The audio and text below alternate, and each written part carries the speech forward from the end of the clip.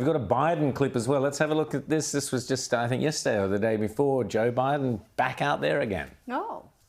There's also been a lot of discussion recently about your mental and physical capabilities while you were in office. You can see that. I'm mentally incompetent and I can't walk and I could beat the hell out of both of them. Well, do you want to reply to any of those reports, and also to the fact that there are some Democrats who are now questioning whether you should have run for re-election in the first place? Why didn't they run against me then?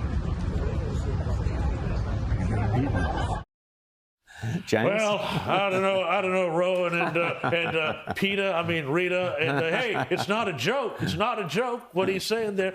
Joe Biden is a broken shell of a man. I think he's talking about Jake Tapper and Jake Tapper's co-author of this book that's basically been talking about how he thinks he can physically beat them. So this is the thing. I thought he was talking about Rita. Trump. I don't know. No, he did think that he could beat. Well, he may well have been. He still thought Rita that he could beat Trump. He was forced he's out. delusional as well as everything else. Well, I mean, I think the two kind of go together. But, you hate to say it, it's practically just sort of sad how he's trying to sort of still cling on to this when he has been disgraced, when he's been outed, when the family is a mess, when he's had to pardon his own son, if it was him and not the AutoPen doing it, for a whole bunch of... Hunter, with the AutoPen, who knows? So the whole thing that's really fascinating to me is that now suddenly that the Bidens have no power, the spell is gone, the spell is broken, all of these people in the media, Jake Tapper and everybody else who were saying, oh, no, what they do on Sky News Australia, that's fake news, it's cheap fakes about Joe Biden. Well, now they can suddenly say, oh, yeah, look, we knew all along the guy was gaga and that he wasn't. Well, no, they're treating it like it's some, investigation where they've uncovered stuff we've been saying for 5 years.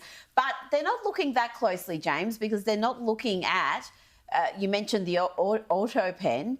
Who was making those decisions? Because it wasn't that guy. Who was determining who was going to get a pardon in the final days of his presidency? Well, are those pardons even valid, given that he, as the president, he has to be the one to make that decision? And we've also learned the enormous influence Hunter Biden had in the Biden administration. This coke-addled whore enthusiast was acting as a chief of staff of sorts. Essentially, Rita, we are now hearing all sorts of things. I mean, the first thing you got to say is that the press who are now suddenly in Washington, the press corps, saying, oh, look, suddenly, who knew? Why didn't we ask the question? These guys are like arsonists who then show up in the fire department to help put out the fire. That is all they're doing. There should be like a law. You know how criminals, when they commit a crime and they can't make money off of a book writing about the crime?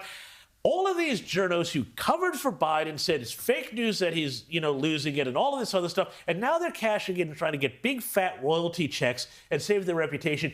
It's bogus. But on the question of who was running the White House, this is such an important question. This week we've had not only revelations about what Hunter was doing, Jill Biden's chief of staff was also a big player. It has been Jill revealed. Biden's chief of staff. So the First Lady's chief of staff. It sounds like some sort of late Ottoman court sort of struggle in that place with all these different factions knifing each other, trying to get control of the AutoPen. Can't wait for the movie.